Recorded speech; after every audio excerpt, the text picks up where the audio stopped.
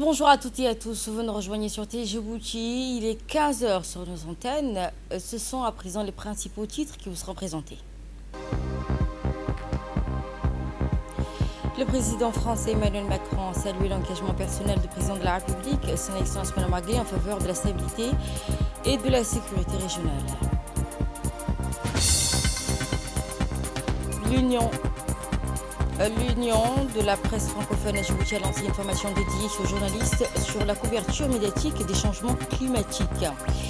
Et au Moyen-Orient, le président américain Donald Trump a annoncé la prolongation de la trêve avec l'Iran en attendant des propositions de Téhéran pour relancer ainsi les négociations.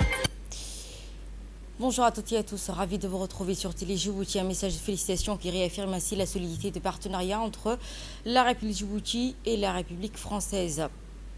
Le président de la République française, Emmanuel Macron, a salué l'engagement personnel de son homologue djiboutien, son Excellence Mme Magué, en faveur de la stabilité et de la sécurité régionale. Dans un télégramme adressé mardi en début de soirée, le chef de l'État français a félicité le président Guelleh pour sa réélection à la tête de Djibouti, lui adressant ainsi ses félicitations ainsi que ses chaleureuses vœux de prospérité. Emmanuel Macron a également mis en avant la solidité des relations entre la France et Djibouti, soulignant ainsi l'attachement de Paris aux relations d'amitié et de confiance qui unissent les deux pays. Le président français a notamment évoqué le renouvellement du traité de coopération en matière de défense entré en vigueur l'an dernier, qu'il qualifie d'étape majeure de le renforcement du partenariat stratégique entre les deux nations. Dans un contexte régional marqué par des tensions persistantes, il a réaffirmé ainsi la détermination de l'État français à poursuivre aux côtés de Djibouti ses efforts en faveur de la paix et de la sécurité. Un message qui illustre ainsi la convergence de vues entre les deux pays face aux défis sécuritaires actuels, ainsi que la volonté commune de consolider davantage une coopération déjà étroite au service de l'intérêt partagé des deux nations. Au-delà de la diplomatie, le pays renforce aussi ses ambitions scientifiques à travers une nouvelle feuille de route portée par le CERD. Sous l'impulsion du ministre de l'Enseignement supérieur et de la Recherche, Dr Nabil Mohamed Ahmed, dans le cadre de la vision 2035 portée par le président de la République, le Centre d'études et de recherche de Djibouti a franchi une nouvelle étape. Le CERD a organisé ainsi un atelier stratégique dédié à la présentation de sa feuille de route pour la période 2026-2035 avec une ambition claire, moderniser, dynamiser et la recherche scientifique au service du développement national.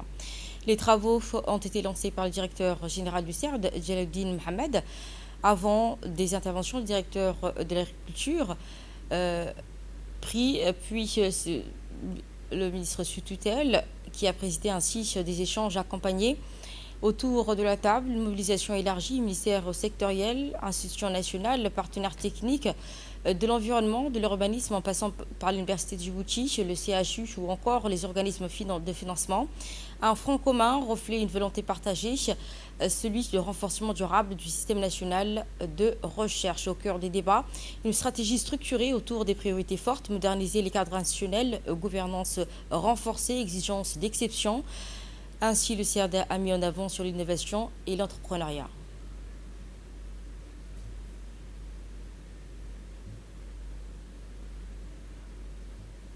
Et de la durabilité environnementale. Et je vous propose à présent de suivre le directeur du CERD, Jalaluddin Mohamed. Comme vous le savez, au cours de l'histoire humaine, la science a fait partie intégrante dans les différentes étapes majeures que nous connaissons, l'ère industrielle et même avant et aujourd'hui on parle d'intelligence artificielle, etc.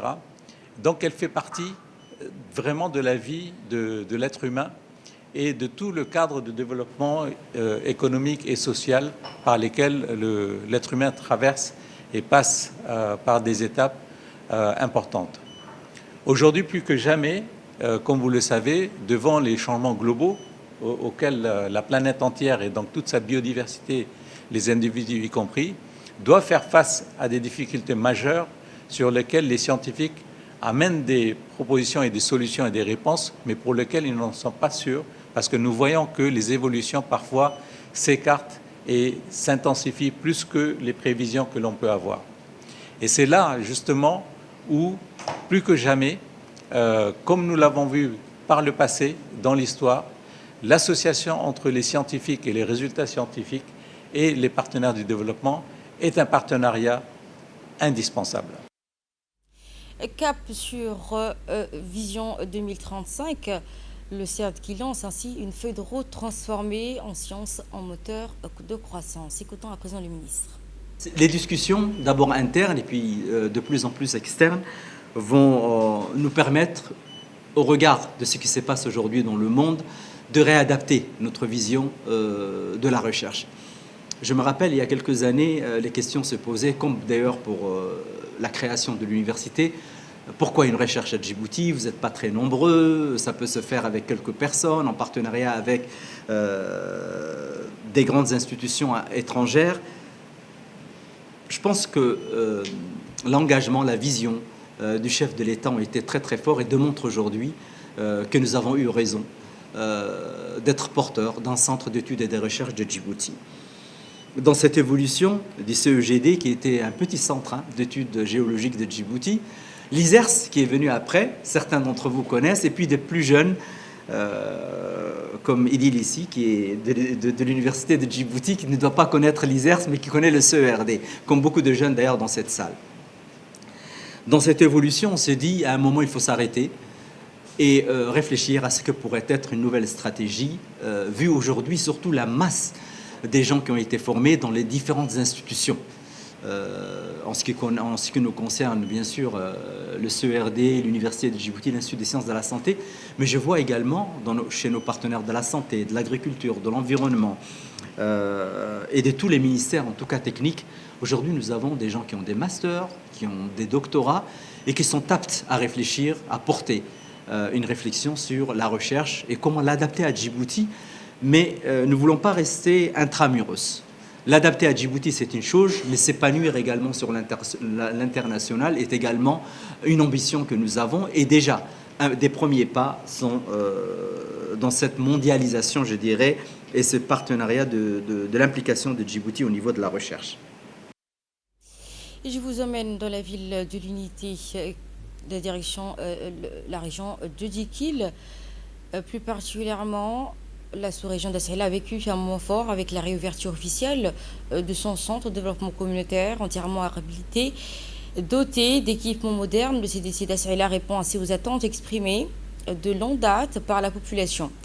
Cette rénovation s'inscrit dans la politique du ministère de la Jeunesse et de la Culture de Djibouti, visant ainsi à renforcer les infrastructures de proximité et à offrir aux jeunes un espace adapté à l'épanouissement et à la formation ainsi qu'aux activités socio-culturelles.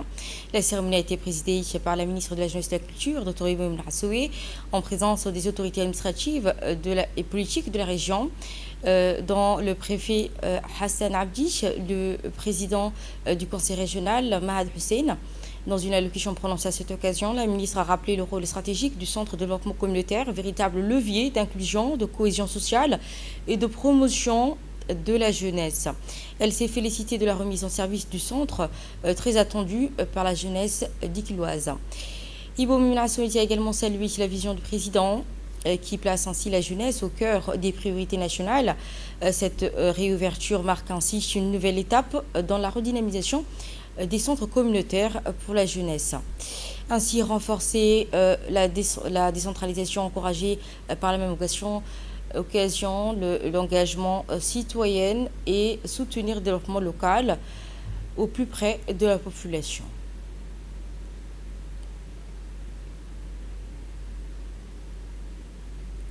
Voici à présent le ressenti du préfet de la région d'Ikil pour cette réouverture au point nommé. À l'ensemble de la population du village d'Assaïla, la jeunesse, les mères, les enfants, les filles. Aujourd'hui, nous sommes ici à la cérémonie de l'inauguration du CDC d'Assaïla qui a été rénové par le ministère de la Culture et de la Jeunesse.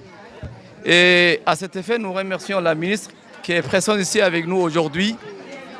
Comme vous avez constaté, le CDC n'était pas opérationnel. Il y a d'ici 5 ans, il n'était pas opérationnel. Mais aujourd'hui, vous voyez, on a rénové les salles, la bibliothèque, la clôture, il y aura les terrains synthétiques bientôt et qui vous permettra de jouer des matchs de football ici. La seule chose que je vous demande, c'est de vous l'approprier, que vous la protégez et il faut promouvoir la cohésion sociale, comme a cité tout à l'heure notre sage M. Hassan. Il a dit Asserela, c'est le village de l'unité, c'est la sous-préfecture de l'unité.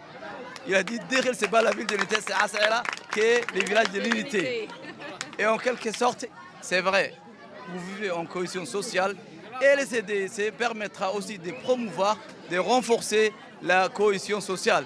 Et il faut que la jeunesse d'Asserela fréquente ces CDC. Il ne faut pas que ces CDC soient fermés ou non fréquentés. Il y a une salle multimédia, il y a une salle de bibliothèque, il y a les terrains pour jouer. Donc nous encourageons la jeunesse d'Asserela de fréquenter cette infrastructure qui a été rénovée par le budget propre du ministère de la Culture. Ce n'est pas un partenaire financier étranger qui a rénové ces CDC, c'est le ministère de la Culture et de la Jeunesse qui a pris la décision de rénover aujourd'hui ces CDC. Je vous remercie. Véritable levier d'inclusion et de cohésion sociale pour la promotion de la jeunesse. Voici les propos de la ministre. Donc je remercie mais vraiment beaucoup et du cœur l'accueil chaleureux de la population de Asserela. Je vois qu'il y a une jeunesse prépondérante, majoritaire, qui est très présente aujourd'hui, mais aussi le sage sont avec nous, les mamans sont avec nous. Ces centres de développement communautaire a trop longtemps été fermés. Il est temps qu'ils soient opérationnels et qu'ils puissent travailler pour qu'on puisse y déployer le service du ministère de la Jeunesse et de la Culture. Donc voilà, il manque une ou deux choses qu'on va compléter et puis qu'ils soient fonctionnels et qu'on puisse très rapidement mettre parmi les CDC prioritaires pour les activités d'insertion culturelle, d'insertion sociale et d'insertion économique du ministère. Donc je vous remercie beaucoup, beaucoup et puis au plaisir de se revoir et je reviendrai une troisième fois. Merci à vous. Face à l'urgence climatique, les médias sont appelés à jouer un premier rôle.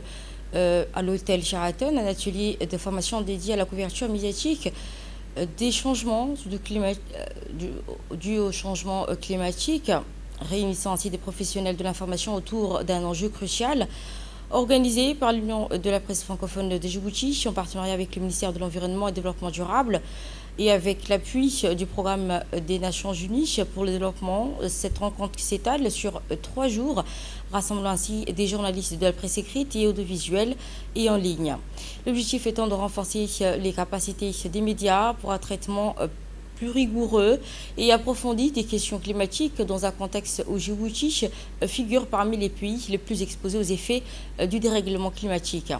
À l'ouverture, le président de l'UPF, Kennedy Ibrahim, a rappelé la responsabilité des journalistes dans la diffusion des informations fiables et la lutte contre ainsi les désinformations environnementales.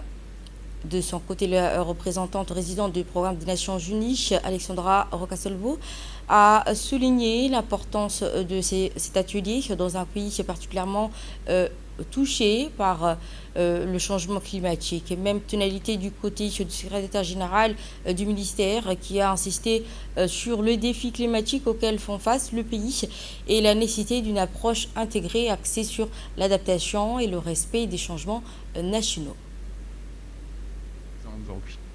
Vraiment, cette formation est très importante puisque vous êtes un peu l'interface entre la science, les informations et le public.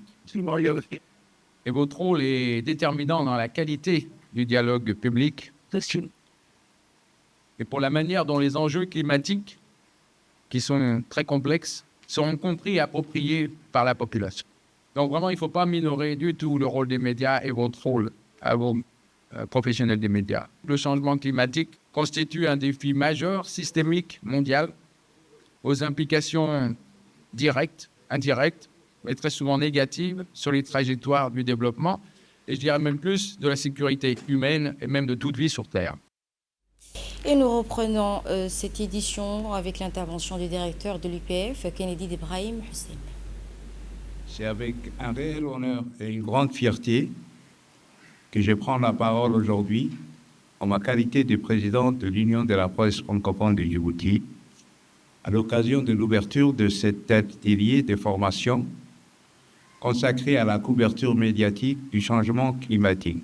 Permettez-moi tout d'abord d'adresser mes sincères remerciements au ministère de l'Environnement et du Développement durable pour son engagement constant en faveur de la protection de notre environnement, ainsi qu'au Programme des Nations Unies pour le développement pour son soutien précieux à cette initiative. Leur collaboration témoigne d'une volonté commune de renforcer les capacités nationales face à l'un des plus grands défis de notre époque. Écoutons à présent le secrétaire général auprès du ministère de l'Environnement, Dina Abdallah, pour les tenants et aboutissants de son ministère. Le changement climatique constitue un enjeu global majeur, résultant principalement de l'augmentation des concentrations de gaz à effet de serre d'origine anthropique. Les observations scientifiques confirment une élévation des températures moyennes, une montée du niveau de la mer et une intensification des événements climatiques extrêmes. Les mécanismes internationaux de gouvernance climatique visent à limiter le réchauffement global et à renforcer les capacités d'adaptation.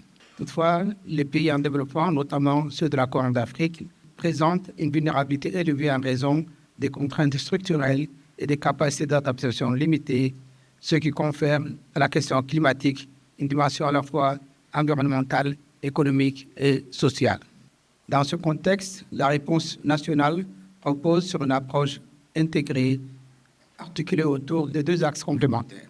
D'abord, l'adaptation visant à renforcer la résilience des systèmes naturels et humains. Ensuite, l'atténuation orientée vers la réduction des émissions de gaz à effet de serre. Le ministère de l'Environnement assure la coordination des politiques publiques relatives au changement climatique et à la gestion durable des ressources naturelles. À ce titre, il veille à l'intégration des enjeux climatiques dans les stratégies nationales de développement, notamment à travers la mise en œuvre des contributions déterminées au niveau national et d'autres documents de référence sur le climat. Discipline, énergie et esprit d'unité, le karaté djiboutien en démonstration. La Fédération djiboutienne de karaté et arts martiaux a organisé ce dimanche dernier un entraînement de masse au gymnase du lycée de Kessel. Un rendez-vous qui a mobilisé de nombreux karatékas venus de différents clubs de la capitale autour d'un objectif commun, travailler ensemble et renforcer une cohésion. Dès les premières minutes, le ton est donné rigueur et discipline. Alignés en groupe, les participants ont enchaîné exercices ainsi que mise en situation sous l'œil attentif des encadreurs. Au-delà de la performance technique, cette séance collective visait à harmoniser les pratiques, consolider les liens entre clubs et renforcer l'esprit d'unité au sein des communautés, de la communauté du karaté. Une initiative qui s'inscrit pleinement dans la stratégie de développement de la Fédération djiboutienne du karaté et des arts martiaux, affinitaire, déterminée à promouvoir le karaté structuré, accessible et fidèle à ses valeurs fondamentales, respect, discipline et solidarité. Le président de la Fédération s'est d'ailleurs félicité du succès de l'événement. Cet entraînement de masse est une véritable réussite. Il témoigne ainsi de l'engagement de nos pratiquants et de notre volonté de faire progresser cet art du karaté. Cette forte mobilisation qui confirme l'intérêt grandissant pour la discipline, notamment chez les jeunes, et traduit ainsi la volonté des clubs d'unir les efforts pour élever ainsi le niveau technique. À travers ce type d'initiative, la Fédération réaffirme son ambition à faire rayonner durablement le karaté djiboutien sous le plan national comme international.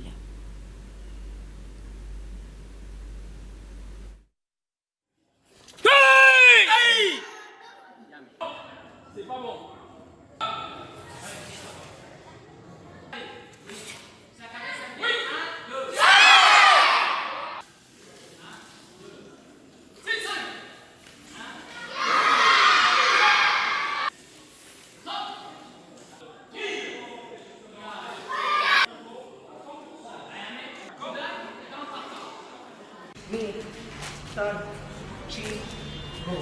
Changement.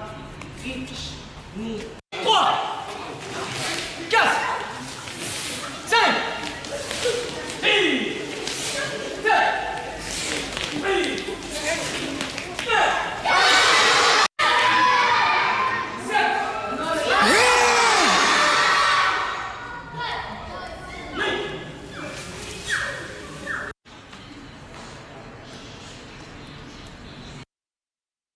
Passons à l'actualité hors de nos frontières régionales. Pour commencer, l'Éthiopie, Bahir Dar, troisième conférence annuelle, conseil de groupe et réflexion du BRICS.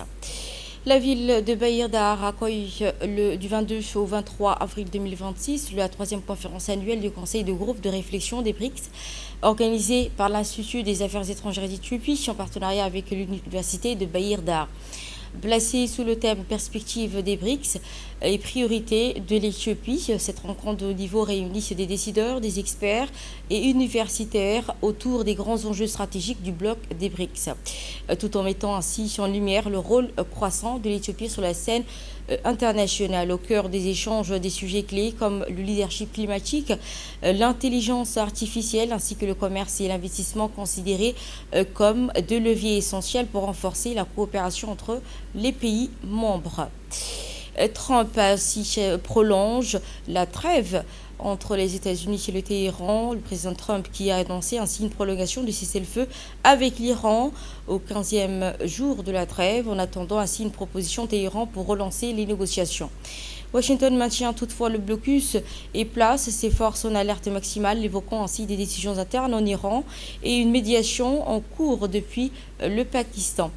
Côté iranien, le ton reste ferme. Un conseiller du Parlement juge cette prolongation sans signification et prévient qu'un maintien du blocus pourrait entraîner une riposte militaire. Dans un climat tendu, Téhéran conditionne toute reprise des décisions à la fin des pressions américaines tout en renforçant des préparations militaires face à une éventuelle escalade. À Gaza, plus de 71 milliards de dollars nécessaires pour reconstruire un territoire dévasté. Un rapport conjoint de l'Union européenne et des Nations unies dresse un constat alarmant dans la bande de Gaza. Le développement humain y a reculé de près de 77 ans. Après des destructions massives. Le coût de la reconstruction est estimé à 71,4 milliards de dollars sur 10 ans. Infrastructures, santé, éducation, logement, tous les secteurs sont gravement touchés. Les rapports mettent en évidence ainsi un effondrement des services essentiels, une économie en forte récession et une explosion de la pauvreté dans le pays. Au-delà des infrastructures, les experts insistent sur la nécessité de reconstruire le pays et le tissu social et relancer ainsi l'emploi, appelant à une mobilisation internationale urgente pour éviter une aggravation durable de la crise en Palestine. Ce sera tout. Merci à toutes et à tous de nous avoir suivis. Vous étiez sur Télé Djibouti avec le journal de l'information. Et quant à moi, on se retrouve à 22h pour notre édition.